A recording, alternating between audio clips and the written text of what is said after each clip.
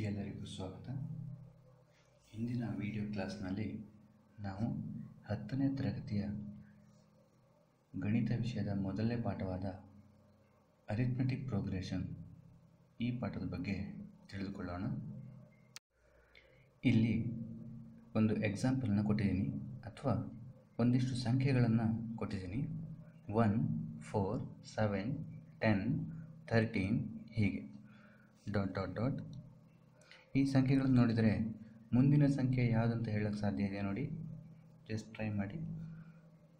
1, 4, 7, 10, 13, next number 16, next 19 ಹೀಗೆ ಬರಿತಾ ಹೋಗ್ಬೋದು.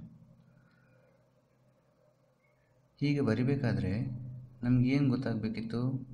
ನಾನು 13 ತನಕ ಬರೆದಿದ್ದೀನಿ. 16 ಗೊತ್ತಾಗಿದೆ ಹೇಗೆ ನಿಮಗೆ? ನೀವೇನು ಮಾಡಿದ್ರಿ ಅಂದರೆ ಇಲ್ಲಿಂದ ನೋಡ್ತಾ ಹೋದ್ರಿ. 4 ಬರಬೇಕಾದ್ರೆ ಏನು ಮಾಡಿದ್ರಿ? 1ಗೆ 3 ಆ್ಯಡ್ ಮಾಡಿದ್ರಿ, ಕೂಡಿಸಿದ್ರಿ. ನೆಕ್ಸ್ಟ್ 4ಇಂದ 7 ಬರಬೇಕಾದ್ರೆ ಮತ್ತೆ 3 ಕೂಡಿಸಿದ್ರಿ. ಇಲ್ಲೂ ಕೂಡ 3 ಕೂಡಿಸಿದ್ರಿ, ಇಲ್ಲೂ ಕೂಡಿಸಿದ್ರಿ. ಇದನ್ನು ನೋಡ್ಕೊಂಡು ನೀವು ಹಾಗಾದರೆ ನೆಕ್ಸ್ಟ್ ನಂಬರ್ ಬರಬೇಕಿದ್ರೆ ಈ 13ಗೂ ನಾವು 3 ಕೂಡಿಸ್ಬೇಕು, ಆವಾಗ 16 ಬರುತ್ತೆ. ಮತ್ತೆ 3 ಕೂಡಿಸಿದ್ರೆ 19 ಬರುತ್ತೆ ಅಂತ ಗೊತ್ತಾಯಿತು.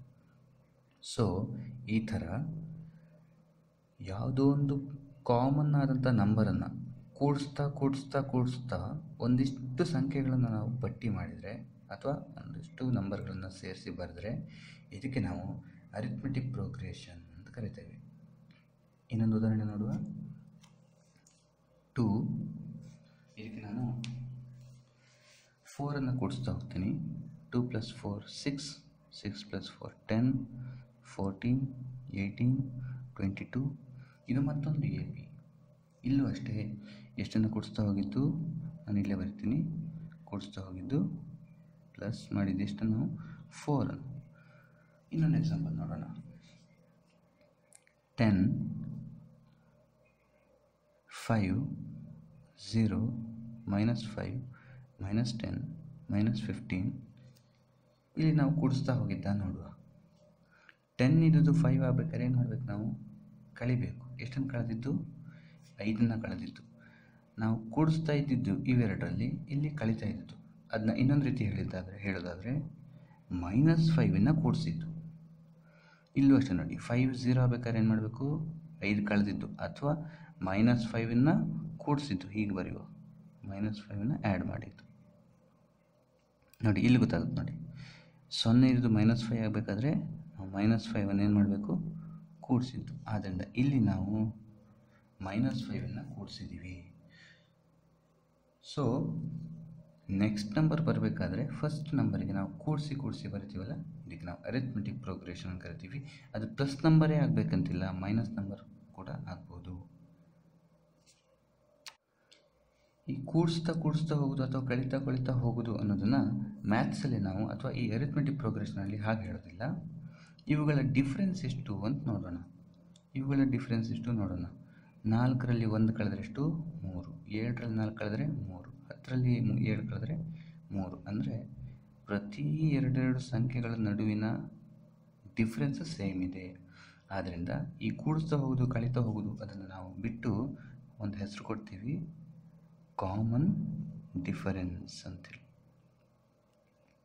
ಅದಕ್ಕೆ D ಅಂತ ಕರಿತೀವಿ. ಯಾವುದಿದು? ಅದೇ ನಾವು ಕೂಡಿಸ್ತಾ ಹೋಗ್ತೀವಿ ಅಥವಾ ಕಳೀತಾ ಹೋಗ್ತೀವಿ ಅಂತ ಹೇಳ್ತೀವಲ್ಲ, ಅದನ್ನು ಆ ಥರ ಹೇಳೋ ಬದಲು ಪಾಠದಲ್ಲಿ ಏನಂತೀವಿ?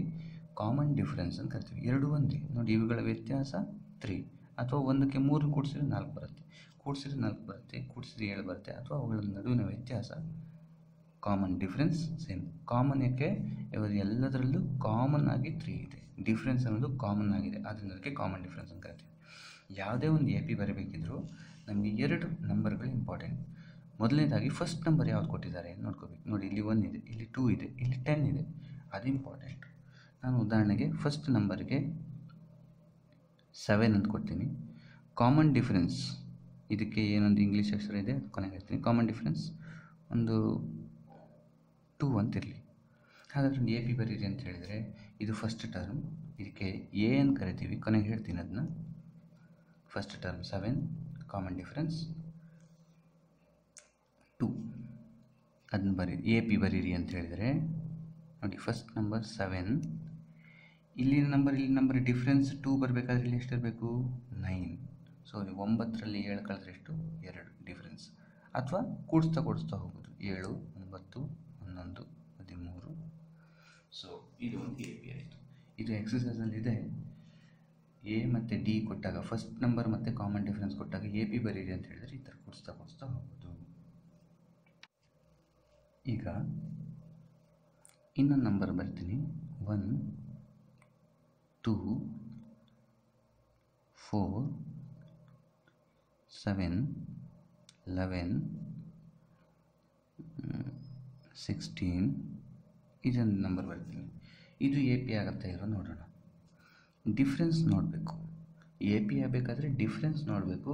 ಪ್ರತಿ ನಂಬರ್ಗಳ ಡಿಫ್ರೆನ್ಸ್ ಏನಾಗಿರಬೇಕು ಕಾಮನ್ ಆಗಿರಬೇಕು. ಇಲ್ಲಿದೆಯಾ ನೋಡಿ, 2ರಲ್ಲಿ 1 ಕಳೆದ್ರೆ ಎಷ್ಟು 1, 4ರಲ್ಲಿ 2 ಕಳೆದ್ರೆ ಇಲ್ಲಿ 1, 4ರಲ್ಲಿ 2 ಕಳೆದ್ರೆ 2, 7ರಲ್ಲಿ 4 ಕಳೆದ್ರೆ 3, 11ರಲ್ಲಿ 2 ಕಳೆದ್ರೆ 4, 16ರಲ್ಲಿ 11 ಕಳೆದ್ರೆ 5. ಡಿಫ್ರೆನ್ಸ್ ಇದೆ ಬಟ್ ಕಾಮನ್ ಇಲ್ಲ. ಎಲ್ಲ ಡಿಫ್ರೆನ್ಸ್ಗಳು ಬೇರೆ ಬೇರೆ ಆಗಿದ್ದರಿಂದ it is not at all a common difference. ಆದ್ದರಿಂದ ಇದು ಎ ಪಿ ಅಲ್ಲ.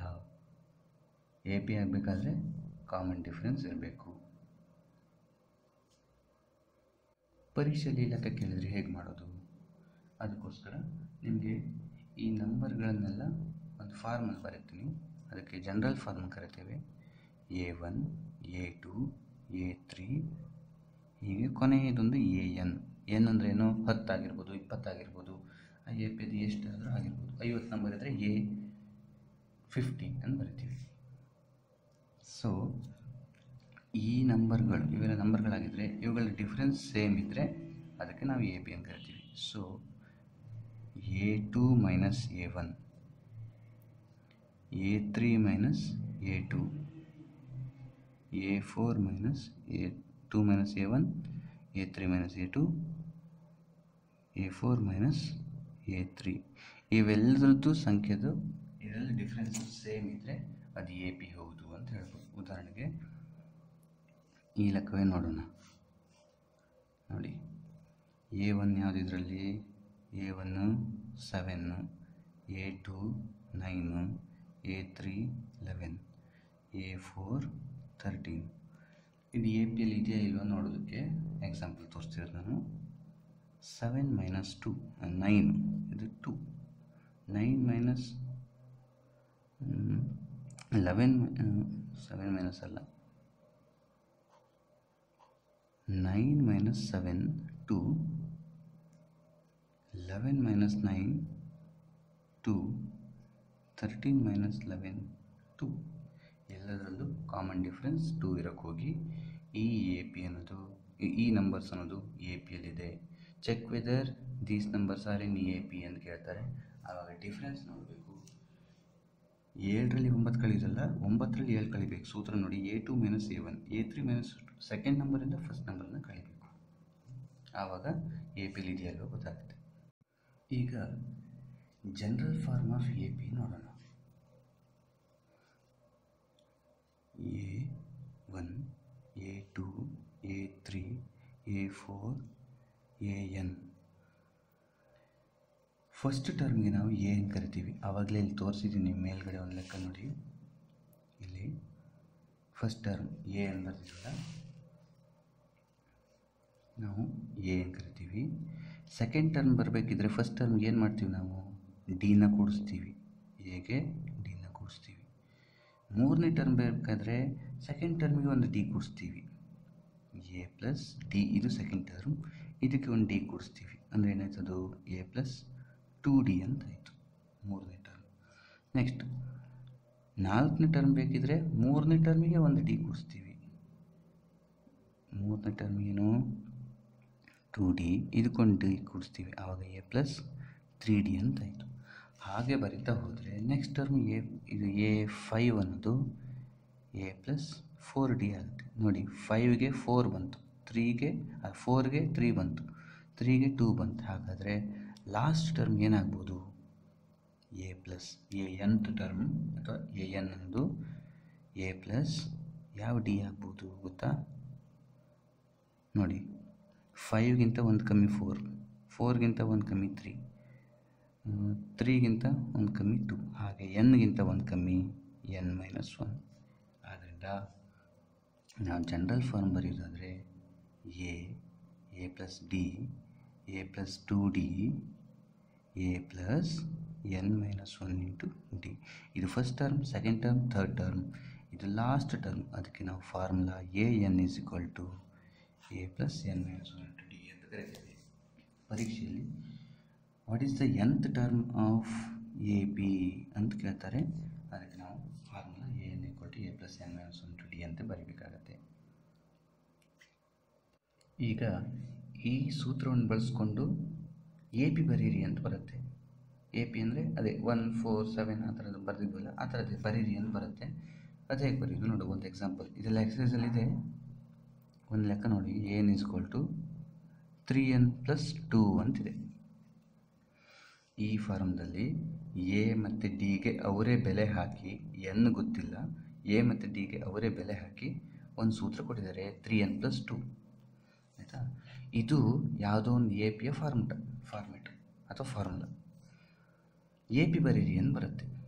ಎ ಪಿ ಅಂದರೆ ಏನು? A plus D, A plus 2d. ಅದನ್ನ ನಾವು a1, a2, a3 ಹೀಗೂ ಬರಿಬೋದು. a2 ಅಂದರೆ a ಪ್ಲಸ್ ಡಿ, a3 ಅಂದರೆ a plus 2d. So A P ಬರಿಬೇಕಾದ್ರೆ ಮೊದಲ ಒಂದು 3 ನಂಬರ್ ಆದರೂ ಗೊತ್ತಿರಬೇಕು. ಹೇಗೆ ಕಂಡುಹಿಡಿಯೋದು ನೋಡಿ. an = 3n + 2 ಅಂತಿದೆ. ನಮಗೆ a1 ಬೇಕು, a2 ಬೇಕು, a3 ಬೇಕು.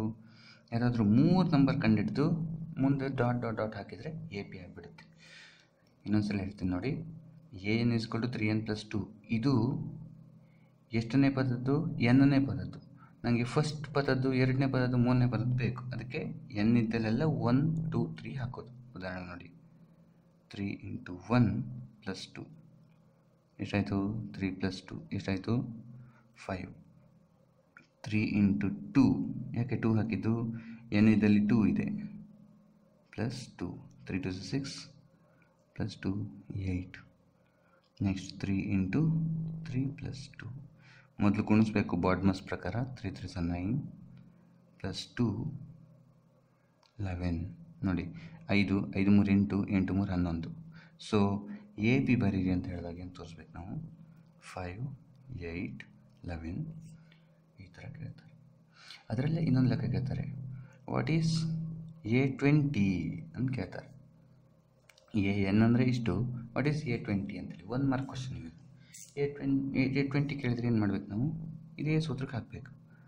3 × 20, n ಇದ್ದಲ್ಲಿ 20 +2. ಆವಾಗ 23 = 60 +2 62 ಆಯಿತು. ಸೊ a20 ಎಂದು 62. ಅಂದರೆ ಏನರ್ಥ? ಇದನ್ನು ನಾವು ಹೀಗೆ ಬರಿತಾ ಹೋದರೆ 20ನೇ ಟರ್ಮು ಇಲ್ಲೆಲ್ಲೋ ಬರುತ್ತೆ, 62 ಅಂತ ಆಯಿತು. ನೋಡಿ, ಈ ಲೆಕ್ಕದಲ್ಲಿ ಎ ಮತ್ತು ಡಿಗೆ ಅವರೇ ಬೆಲೆ ಹಾಕಿ ಈ ಥರ ಸೂತ್ರ ಕೊಟ್ಟು ಎ ಪಿ ಬರೀರಿ ಅಂತ ಹೇಳಿದರು. ಆದರೆ ನಮಗೆ n ಇದ್ದಲ್ಲೆಲ್ಲ 1, 2, 3 ಹಾಕ್ಕೊಂಡು ಲೆಕ್ಕ ಮಾಡಿದ್ವಿ. ಆದರೆ ಇನ್ನು ಮುಂದಿನ ಲೆಕ್ಕಗಳು ಹೇಗೆ ಬರ್ತವೆ? ಎ ಮತ್ತು ಡಿ ಹಾಕ್ಕೊಂಡು ಈ ಥರ ಸೂತ್ರ ಕೊಡೋದಿಲ್ಲ. ಈ ಥರ ಎ ಪಿ ಕೊಡ್ತಾರೆ, 20ನೇ ಟರ್ಮ್ ಕಂಡುಹಿಡಿಯಿರಿ ಅಂತ ಹೇಳ್ತಾರೆ. ಇದನ್ನು ಕೊಡೋದಿಲ್ಲ, ಇದನ್ನು ಕೊಡ್ತಾರೆ, ಇದನ್ನು ಕೊಡೋದಿಲ್ಲ.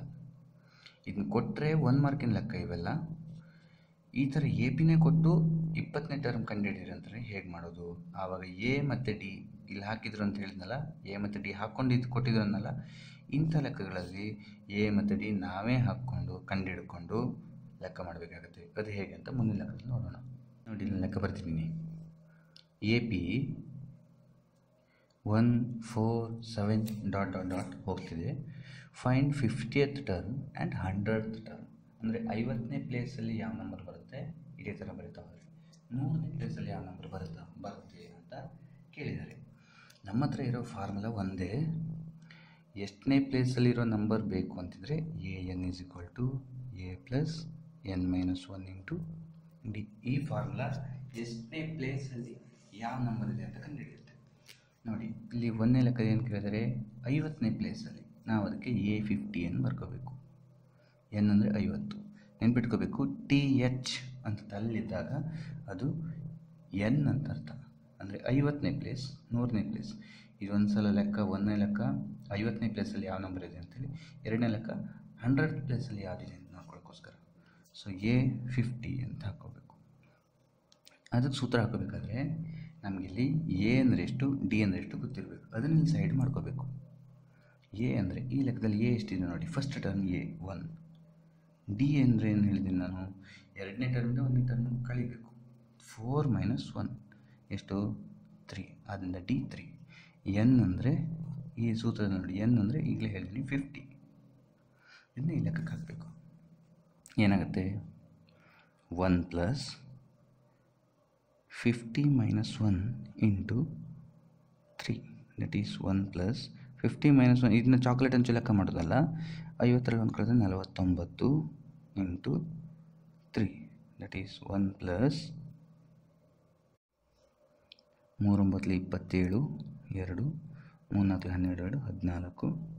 ಸೊ 148 ಆಯಿತು. ಸೊ 50ನೇ ಪ್ಲೇಸಲ್ಲಿ 148 ಆಯಿತು.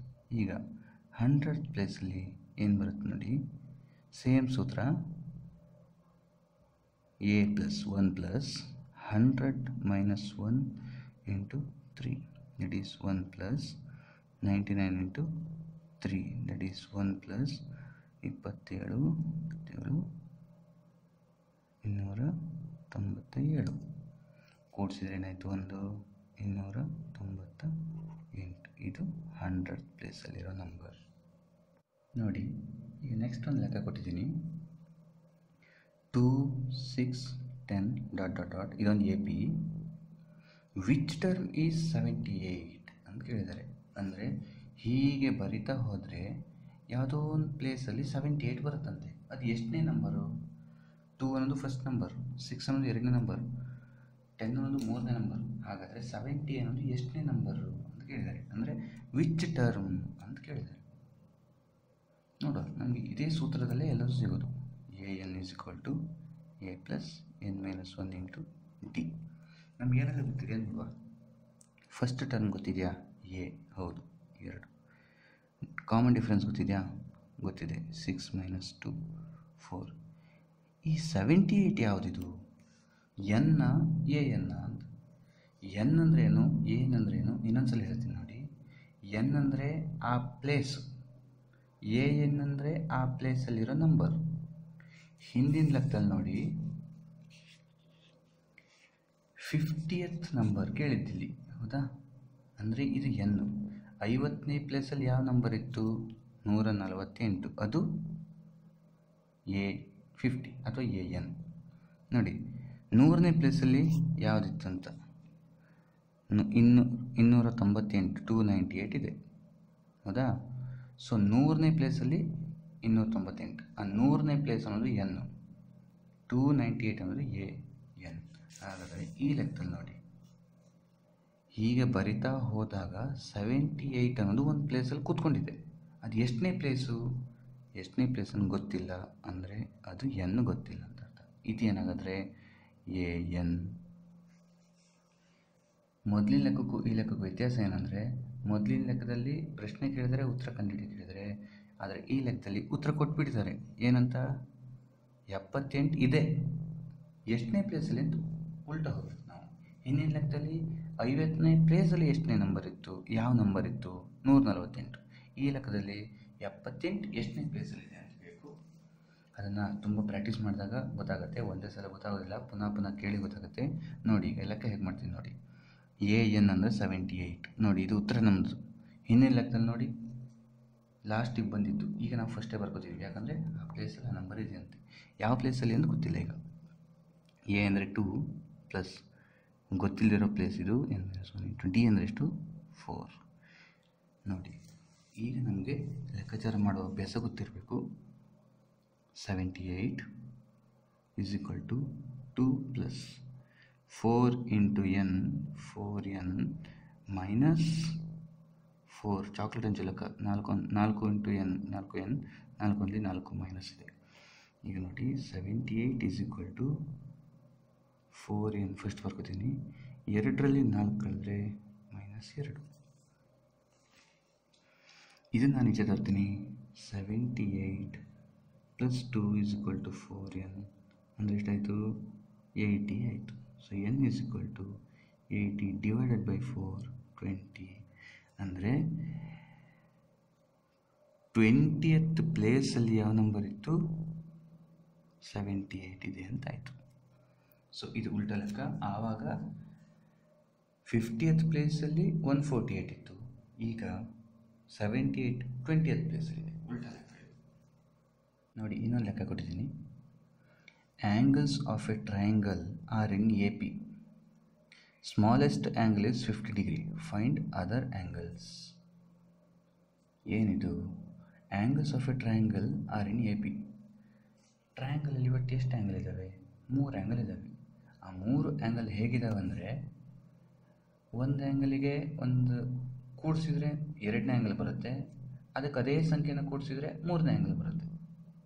ಸೊ ಆ 3 ಆ್ಯಂಗಲ್ಸಲ್ಲಿ ಸ್ಮಾಲೆಸ್ಟ್ ಆ್ಯಂಗಲ್ 50 ಅನ್ನು ಕೊಟ್ಟಿದ್ದಾರೆ, ಅಂದರೆ ಅತ್ಯಂತ ಚಿಕ್ಕದ್ದು. ಇದು ಎ ಪಿಯಲ್ಲಿದೆಯಂತೆ. 3 ನಂಬರ್ಸ್ ಅಥವಾ 3 ಆ್ಯಂಗಲ್ಸ್ ಎ ಪಿಯಲ್ಲಿದೆಯಂತೆ. ನಮ್ಮದು ಎ ಪಿ ಜನರಲ್ ಫಾರ್ಮ್ ಬರೆಯೋಣ.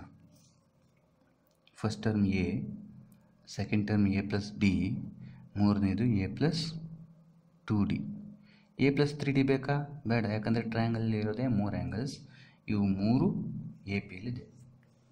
ಅದರಲ್ಲಿ ನಮಗೆ ಸ್ಮಾಲೆಸ್ಟ್ ಆ್ಯಂಗಲ್ 50 ಅಂತ ಕೊಟ್ಟಿದ್ದಾರೆ. ಇವು 3ರಲ್ಲೂ ಸ್ಮಾಲೆಸ್ಟ್ ಯಾವುದಿದೆ ನೋಡಿ, A plus D, A plus 2d. ಇಲ್ಲಿ ಕೂಡಿಸಿದ್ದೀವಿ ನಾವು, ಇಲ್ಲಿ ಏನೂ ಇಲ್ಲ, ಆದ್ದರಿಂದ ಎ ಅನ್ನೋದು 50 ಸ್ಮಾಲೆಸ್ಟ್ ಆ್ಯಂಗಲ್.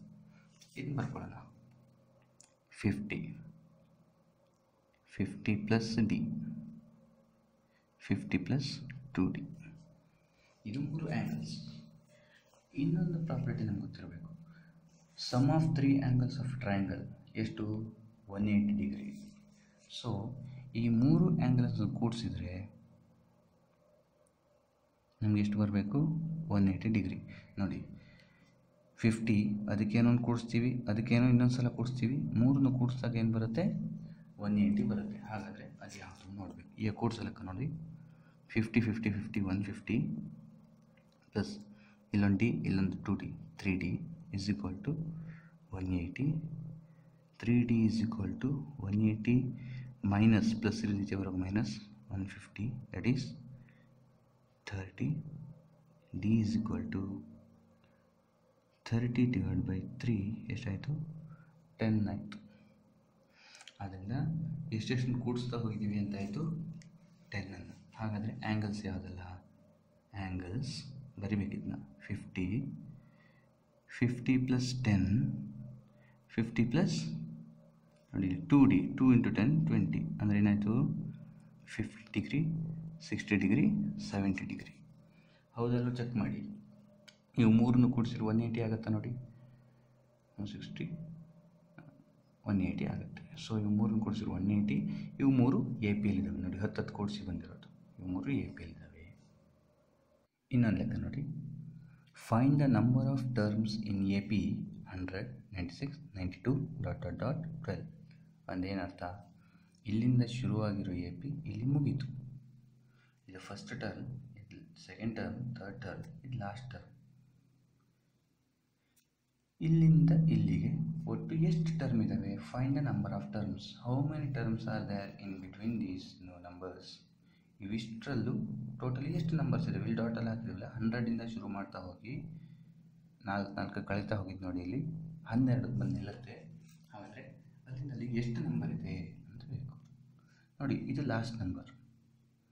ಇದು ಎಷ್ಟನೇ ಪ್ಲೇಸಲ್ಲಿದೆ ಅಂತ ಗೊತ್ತಾದರೆ ನಮ್ಗೆ ಇಲ್ಲಿಂದ ಇಲ್ಲಿಗೆ ಎಷ್ಟು ಅನ್ನೋದು ಗೊತ್ತಾಗುತ್ತೆ. ನೋಡಿ ಇಷ್ಟೇ ಇದ್ದಿದ್ರೆ ನೋಡಿ, ಇಲ್ಲಿ ಎಷ್ಟು ಟರ್ಮ್ಸ್ ಇದ್ದಾವೆ?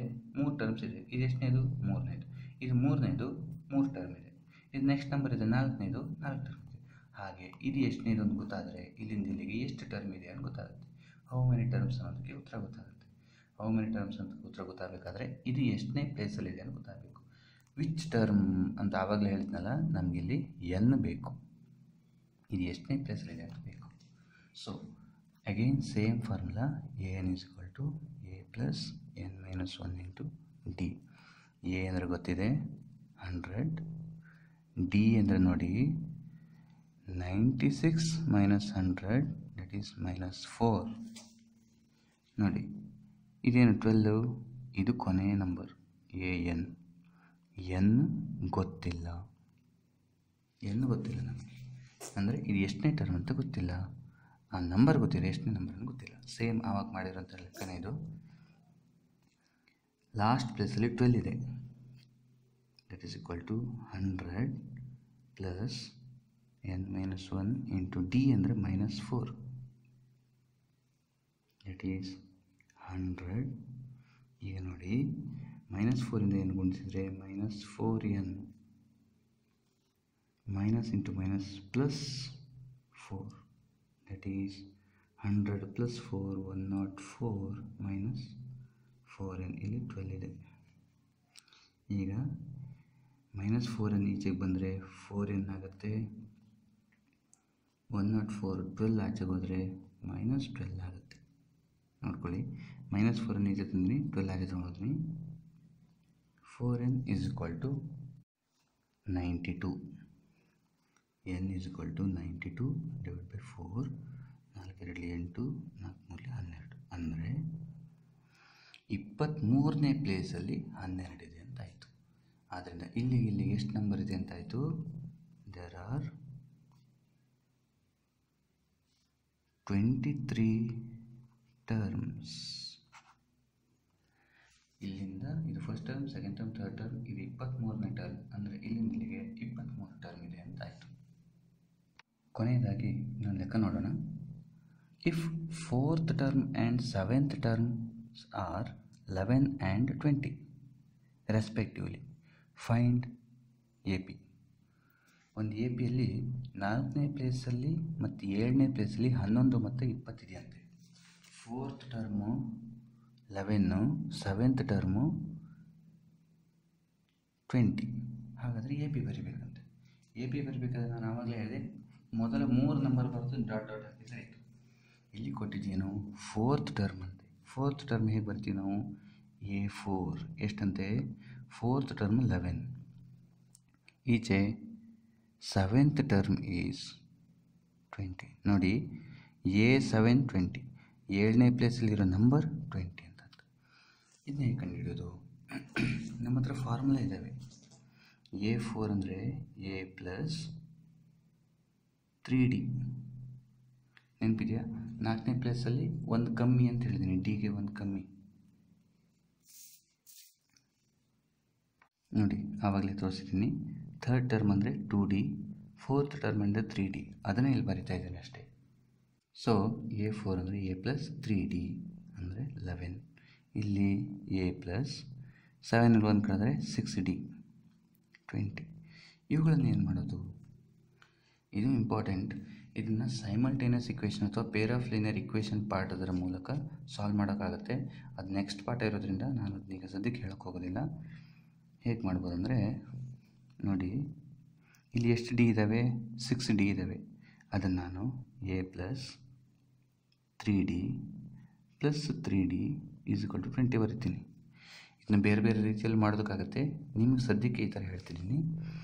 6D ಅಂದರೆ 3D plus 3D. A plus 3D ಅಂದರೆ ಎಷ್ಟು? 11.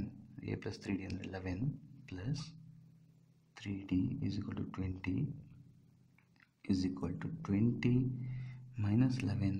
3D is equal to 9. D is equal to ಎಷ್ಟಾಯಿತು? 9 ಡಿವೈಡ್ ಬೈ 3 ಆಯಿತು.